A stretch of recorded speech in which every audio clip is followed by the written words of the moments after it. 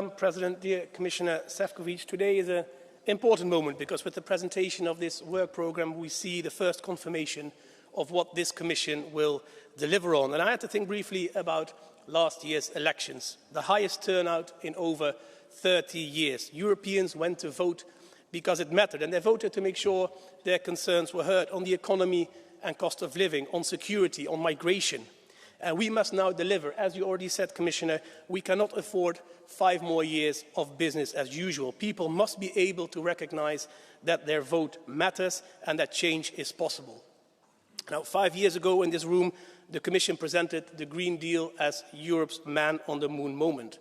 And there's an implicit promise of reciprocity in there. We need to reduce our emissions and grow our businesses. We need to protect our planet and our economies. Frank Sinatra sang it once about love and marriage. You can't have one without the other.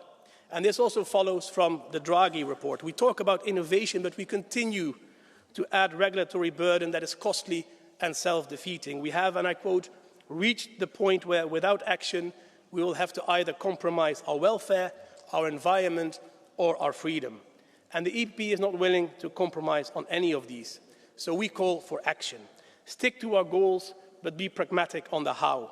And that includes critically reviewing and possibly changing what we've done in the past. I don't understand this obsession where the European Parliament is the only parliament in the world that can only ever work on new proposals and never on changing, pausing or repealing existing legislation. There's nothing bad about doing that. Legislators in all democracies do it. What would be bad is to stand on the sideline doing nothing while family businesses go bankrupt, suffocated by bureaucracy, to see factory doors close under the pressure of high energy prices, to see complete industries leave European territory, helping neither the planet nor our economies. We need to reduce red tape and help SMEs, businesses and industries grow in Europe.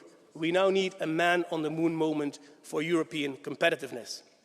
And in this sense, we welcome this work programme. It presents a clear choice to tackle Europe's challenges head-on.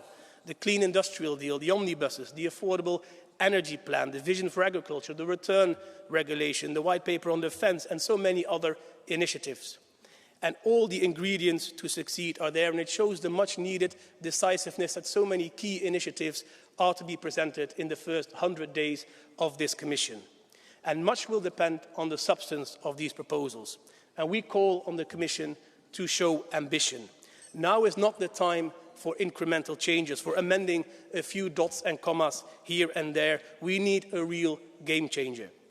The world is not waiting for Europe. We need to send a signal to our voters, to our businesses, to investors, to our partners, that we are ready to do the necessary, that we can and will succeed.